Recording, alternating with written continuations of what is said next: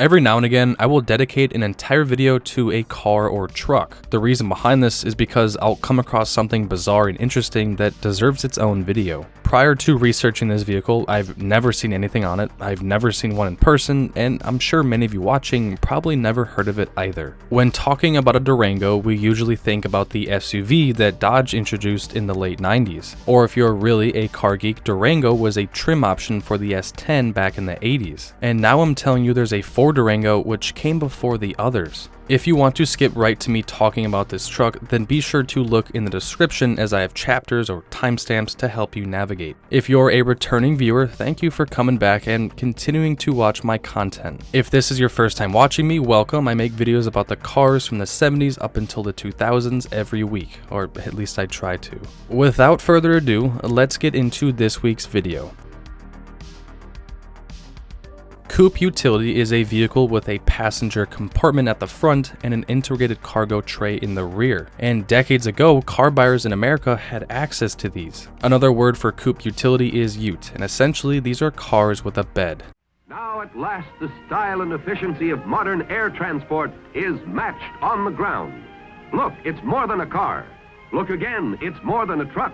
It's the new Ford Ranchero. The first modern American ute was the Ford Ranchero, introduced in 1957. The Ranchero came from the two-door ranch wagon. The first American coupe utility actually goes to the Studebaker Coupe Express, and I believe that is the very first time a Studebaker has been featured on my channel. Anyway, these were introduced in 1937 and ran until 1939. These were based on the Studebaker Dictator and were the official fuel economy champion for 1937. The Ranchero was very successful with its debut that the guys over at GM wanted to partake in this segment. And so 2 years after the Ranchero was out, the El Camino was introduced. Dodge introduced their attempt as the Rampage in 1982 and the Plymouth Scamp in 1983. Those things were a sale disaster. They did not sell all that well. I recently saw one for the first time and shared those photos on my Instagram, which I will have linked in the description. If any of you guys are interested in contacting me, that is the best way to do so. I also post updates on there as well.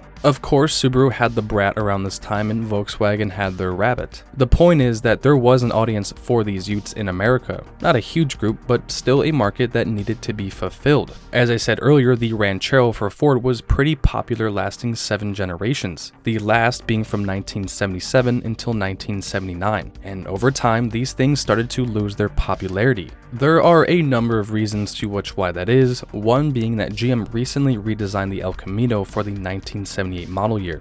The new Chevy El Camino. Beautiful, isn't it? Also, it weighs less and is a more efficient size that's almost 12 inches shorter, yet has more head and leg room than last year. Looking at it compared to the prior generation, they lost a lot of weight. They were downsized. The Ranchero, on the other hand, was a lot bigger, sharing its inner workings and platform with the LTD2. The LTD of mid-size cars. If you're a sporty guy who appreciates the finer things in life, welcome to stage 2. Isn't it you in that LTD2? You'll never know till you try.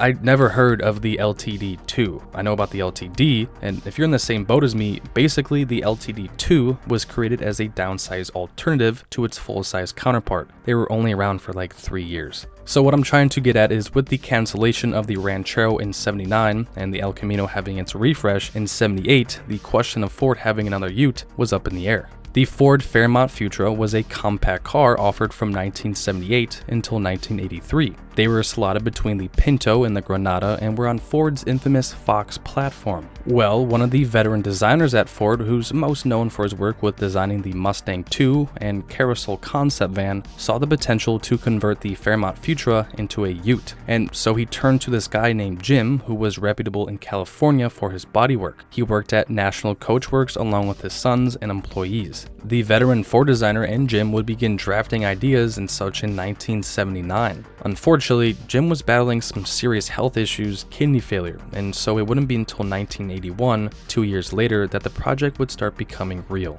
A prototype was shown at the 1981 Lincoln Mercury New Model Preview event in Las Vegas. The folks at both divisions liked the idea and expressed interest in it, with the possibility of making 25,000 units a year. Now, of course, Ford did not want this Futura truck to carry the Ranchero name, and I totally understand that. The Ranchero is this heritage-rich name that shouldn't be given to a conversion. So Jim and the other designer came up with Durango. The idea was to continue the Ranchero's Southwest theme. The rights to produce the Durango to dealerships was approved by Ford. They even came with a full Ford warranty. The same cannot be said for the Sky Ranger, which was this interesting attempt, I guess, by another company in the early 90s. If you're interested in learning more about this truck, be sure to check out my last video as I briefly go over it. Looking at the Fairmont Futura Coupe to the Durango, they are very similar. In short, these new Durangos had a bed instead of back seats. The Futura was a great platform for this ute, because for one, they were an affordable economic car back in the day, 2, the conversion was pretty simple,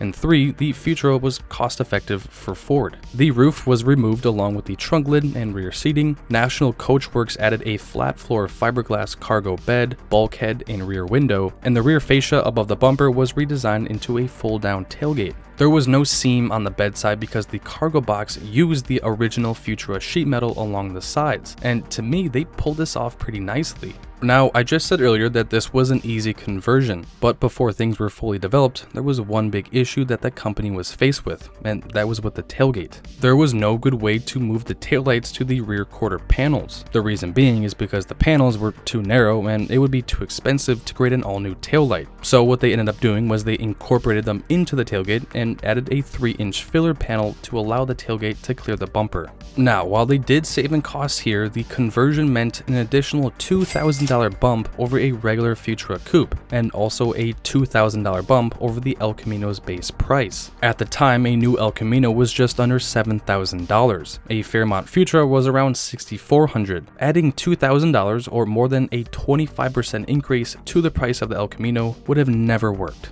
With that being said, these were never mass produced. Sources from online range total production numbers to be under 300. No official totals were kept by either company. And so if the pictures or videos are a little repetitive or even boring, that is why. There's not much out there on this truck. What I'm about to read is from National Coachworks on this project. The Durango is a top-of-the-line vehicle that gives you a luxury car when you need one. A handsome, fuel-efficient luxury car. The Durango is also a versatile compact truck that carries a big payload when you need to work hard. So what was the payload capacity for this ute? Well, it was rated at 1,450 pounds for cargo and seating, whereas the El Camino was rated at 1,250. The cubic feet of cargo space was 30.35 for the Durango and 35.5 for the El Camino. Being a Futura Fairmont, these share the same powertrain. 3 different engines were offered, a 2.3, 3.3, and 4.2. The most common being the ancient Thrift Power inline-6 that Ford has been using for around 2 decades come this time, 88 horsepower and 154 pound-feet of torque. I guess you could say this was more of a simple economy motor that was good for the times. The most powerful being the 4.2 V8, good for 115 horsepower and 195 pound-feet of torque. Transmissions offered were either a 3-speed auto or 4-speed manual. The most common configuration that I was able to find was the 3-speed auto with the inline-6. Because Fairmonts and Mustangs shared the same Fox chassis, I'm sure some of you know where I'm going with this, swapping in a 5.0 would be fairly easy to someone that knows what they're doing.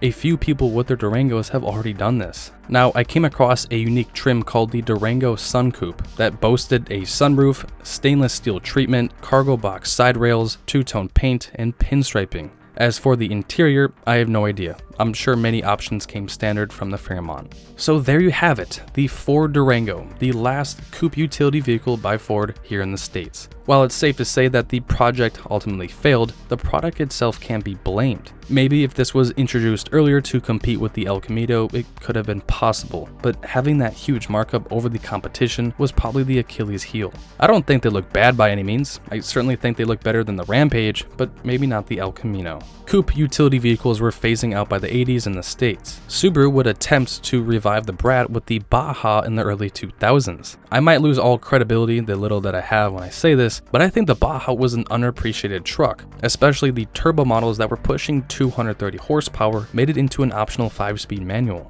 I believe the SSR was a truck on an SUV frame, so I don't think those would count as a ute. If you enjoyed this week's episode, be sure to give it a thumbs up as it motivates me to continue making these single car or truck dedicated videos. Next week's episode will take place in the early 2000s, so stay tuned for that. With that said, enjoy the rest of your week, and I will see you all next week.